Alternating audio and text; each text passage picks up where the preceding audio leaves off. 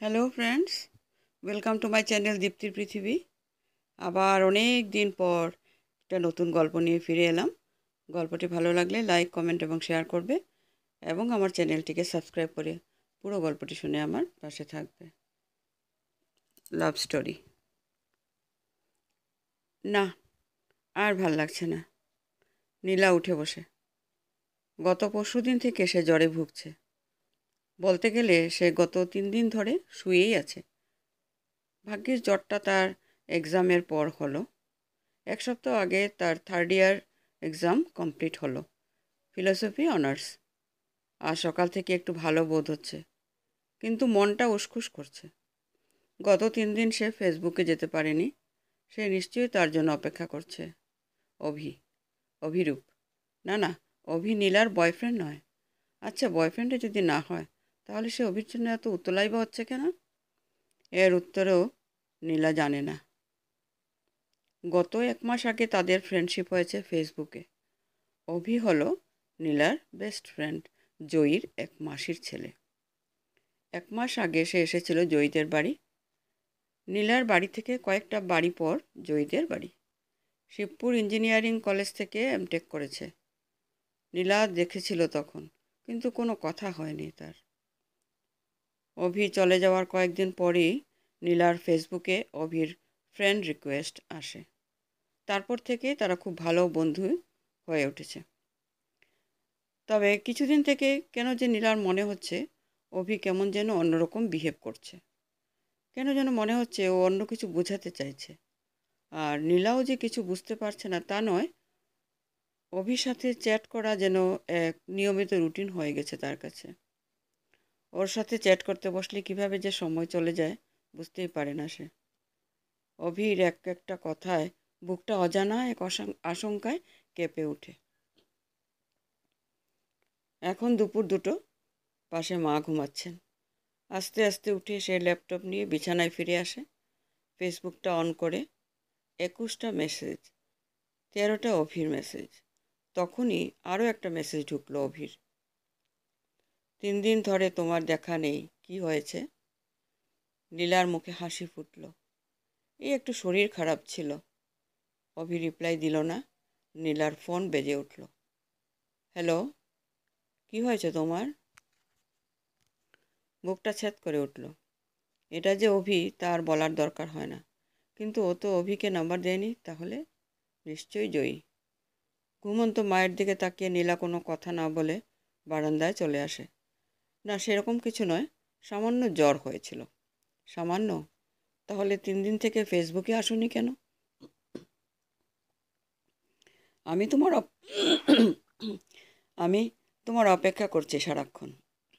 জয়ীর কাছ থেকে কালই নাম্বার নিয়ে রেখেছি, কিন্তু কল করতে পারছিলাম না। কেমন আছো তুমি এখন?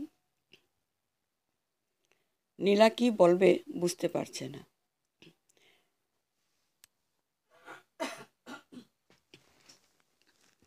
একটা ছেলে তার শরীর খারাপ শুনে এত উতলা হয়ে উঠেছে। 3 দিন ধরে তার জন্য অপেক্ষা করছে। অজানা এক অনুভূতি তাকে চারদিক থেকে ঘিরে ধরেছে। হ্যালো, নীলা, আমার কথা কি শুনতে পাচ্ছ? হ্যাঁ, পাচ্ছি। এমন সময় মায়ের গলা পাওয়া গেল। শোনো, মা ডাকছে, পরে কথা বলি। ওকে। কখন ফেসবুকে আসবে? দেখি। রাখো। না, আগে বলো কখন আসবে। আচ্ছা, রাতে আসবো। প্রমিস? প্রমিস। আজ জয়ীর দিদির বিয়ে। অভি এতক্ষণ নিশ্চয়ই এসে গেছে। নীলা একটা হালকা গোলাপি সাদা রঙের কম্বিনেশনে ফ্রক চুড়িদার পরেছে। টানা টানা চোখে কাজল লাগিয়ে, কপালে ছোট্ট একটা টিপ পরে, ঠোঁটে হালকা লিপস্টিক এর ছোঁয়ায় তার সুন্দর মুখখানি অপরূপ করে তুলল। তার ঘন সুন্দর চুল ছোট্ট একটা ক্লিপ দিয়ে আলগোছে আটকে নিয়ে বেরিয়ে গেল। জয়ীর বাড়ির সামনেই অভি দাঁড়িয়ে আছে। ও যার সাথে এত চ্যাট করে তাকে সামনে দেখে যে এরকম অপ্রস্তুত হয়ে পড়বে তা সে কখনো ভাবেনি। যত রাজ্যে লজ্জা তাকে ঘিরে ধরল। অভি সামনে এগিয়ে এলো। তার চোখ নীলার দিকে আটকে গেছে। অসম্ভব সুন্দর দেখাচ্ছে তোমাকে। বুকটা কেঁপে উঠল নীলার। কোনো মতে থ্যাংক ইউ বলে সে বাড়ির ভিতর ঢুকে গেল। দেখা হলে কত কথা হবে, কত কিছু ভেবেছিল, কিন্তু অভির সামনে তো সে দাঁড়াতেই পারল না। অভির চোখের দিকে তাকাতেই পারছে না। সারাদিন ধরে চলল তাদের লুকোচুরি। অভি তার কাছাকাছি আসলে সে দূরে সরে যায় সেখান থেকে। প্রতিটা মুহূর্তে সে উপলব্ধি করতে পারছে যে দুটো চোখ তাকে বন্দি করে রেখেছে। অবশেষে সন্ধ্যাবেলা যখন দোতলার বারান্দা পেরিয়ে নিচে নামছে বাড়ি আসার জন্য, হঠাৎ দুটো হাত এসে টেনে নিল তাকে। পিঠটা দেয়ালে এসে ঠেকলো। অভি তাকে বন্দি করে ফেলেছে, এত কাছাকাছি। কপালে বিন্দু বিন্দু ঘাম জমতে শুরু করেছে। অভি, তুমি বোঝো না আমি তোমাকে ভালোবাসি। লজ্জায় মুখ লাল হয়ে উঠল, শরীর কাঁপতে শুরু করেছে। এই বিপদ থেকে বাঁচিয়ে দিল কেউ। সিঁড়ি বেয়ে কেউ উপরে আসছে।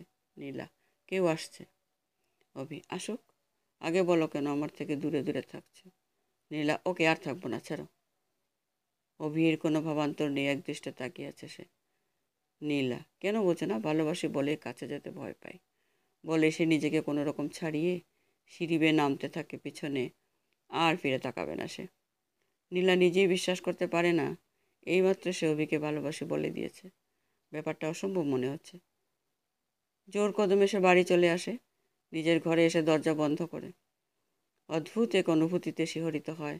বালিশে মুখ ডুবিয়ে বিছানায় নিজেকে এলিয়ে দেয়। প্রথম প্রেমের ভালো লাগার ছোঁয়া সারা শরীর মনকে উদ্ভাসিত করে। কল্পনার সমুদ্রে সে ডুবতে থাকে। ফোন বেজে উঠল। অভি।